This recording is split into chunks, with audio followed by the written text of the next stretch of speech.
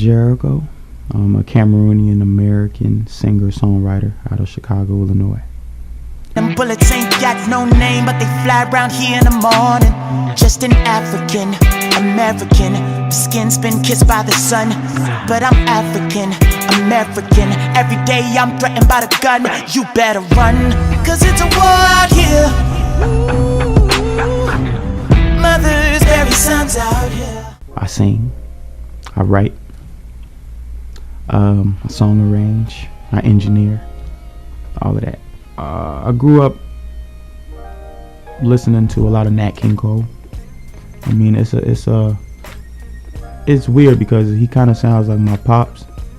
They have that same like monotone baritone voice, and I think that's the reason why I started listening to Nat King Cole, because he reminded me a lot of my father.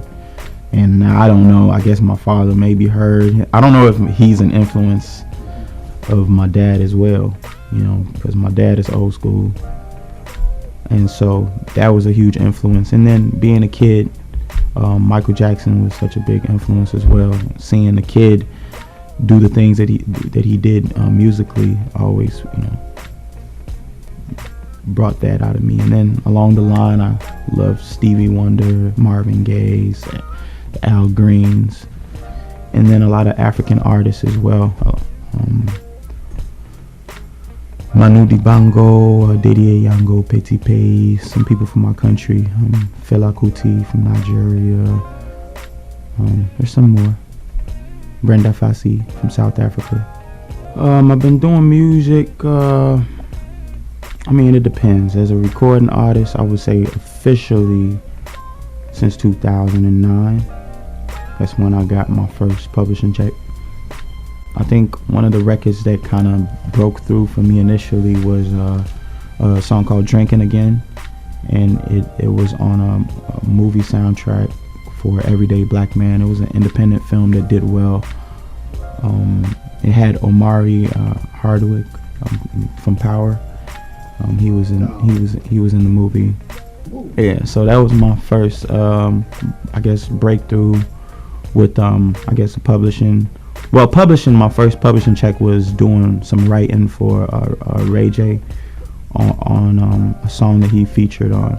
So they needed a songwriter to write his part, and I was available, and so that brought me some publishing checks from that happening. It was for an artist called Jaffas out of Canada, and so that was pretty decent.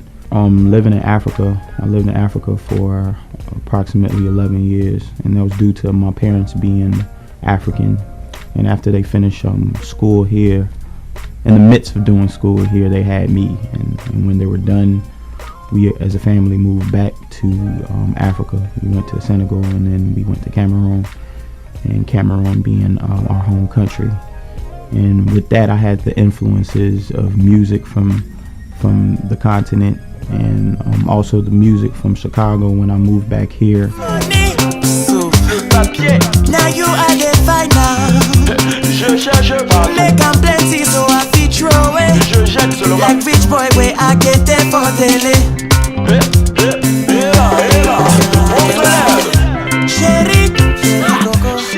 And in Cameroon we have Makossa, which is, you know, the dance music of that country.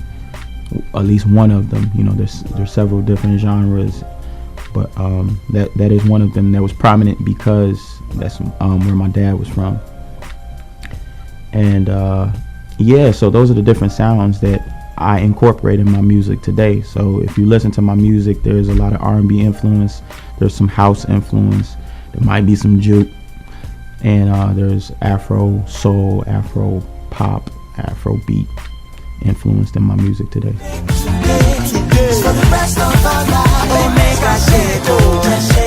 my day, my family's great, we don't get trouble. Nothing's gonna bring me down. It is my time to wear the crown. Today's my lucky day. A lot of the songs that I've put out have been about Black pride, and I know that it doesn't sell as much as the mainstream pop songs, but I knew that I wanted to have a message to give and something for the youth to look back at. Everything that I do in life, I gotta factor in that I'm black, right? Whether it be just going to the store, I have to make sure that, you know, I carry myself the right way, because people prejudge just, you know, off of face value. So I definitely have to incorporate that into my music for it to be as authentic as possible. And that's one thing that I try to be, is authentic. So yeah, the black experience is definitely something that I incorporate into my music. And it's not saying that any other experience isn't good. It's just, I guess, speaking of what I know, right? And what I do know is being a black man in America, a black man in the world. Be excellent. They degrade us cause they fear us. Somehow they love us and wanna be us. They take away our leaders, you know we need them. Shoot ourselves at the majors to minor leaguers. Hit ourselves down with the 45. But ain't no coming back like 45. The lifespan here is like 45. Mama's blood, sweat, tears keep you alive. Violent is how they paint us. We are dangerous criminals, can't contain them. Then you slay when you cage them, uneducate them. What you expect though? Can't get a job, what you think I go back to? See my people living this way. I think there have been some improvements in the culture that I live in. We have a little more access to freedom. I don't know how to politically correctly word it, but I think that we have a lot more access to speak out and voice our opinions and our struggles, an outlet that we didn't have before as a people in let's say the 50s or the 40s, or you know, a time before that, or even a time after that. We didn't really have a voice. Maybe we had a voice through one person, but I guess now if something happens to me personally, I have an outlet to where I can let a group of people know that, hey, this is how I'm being treated unfairly, or this is how I'm being treated fairly. Everything is exposed. So I think that is a positive to an extent. You know, I feel like I have a message that I can put out to the world. You know, due to my upbringing and my experiences, I don't feel like I'm the everyday man. You know, I feel like some of the things that I've experienced, a lot of my brothers that I walk side by side with on the street haven't had the chance to experience. You know, I've been to a nice amount of countries around the world. I mean, I've always tried to have it be organic.